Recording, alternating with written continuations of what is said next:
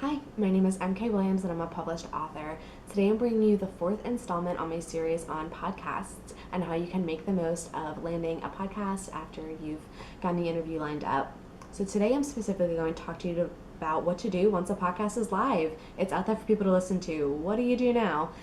So first thing you want to do is share it. Tell your audience all about it.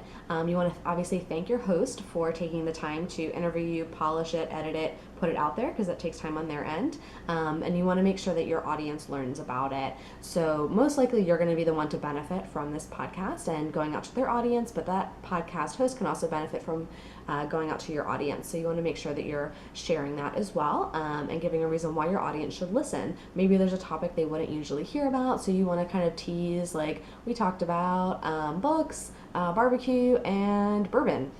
I don't know. Those are three cool things. I might check that out and click on it. So just make it quick and short and get somebody to click through when you share it. You also want to share with your host and let them know what you saw in terms of impressions and things like that. So they don't really have an insight into your sales and your web traffic.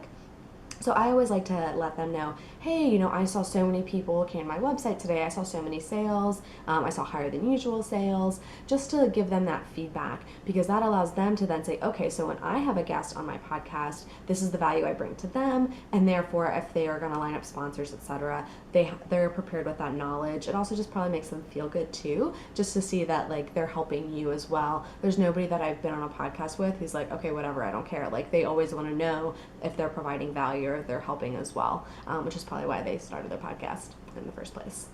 I will also say the main thing is to not stare at your KDP dashboard all day. Don't do it.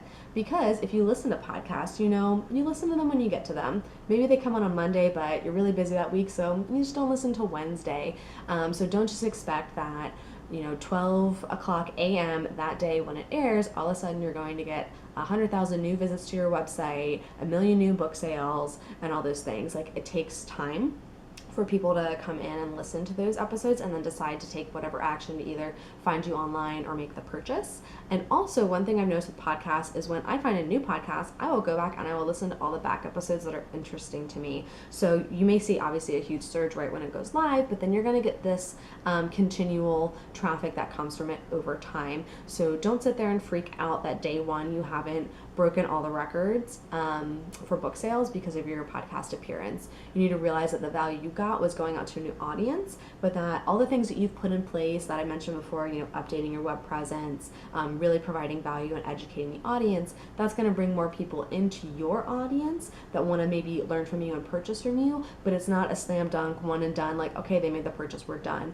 You want to make sure that they're now following you as an author and it's building onto your brand. So don't sit there and panic over your sales all day long, because that only makes you stressed out and it's not going to help anybody.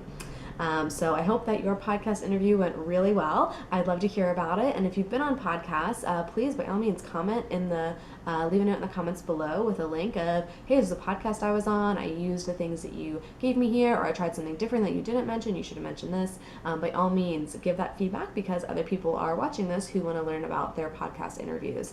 I hope you found this really helpful. If you have, please click like or subscribe below.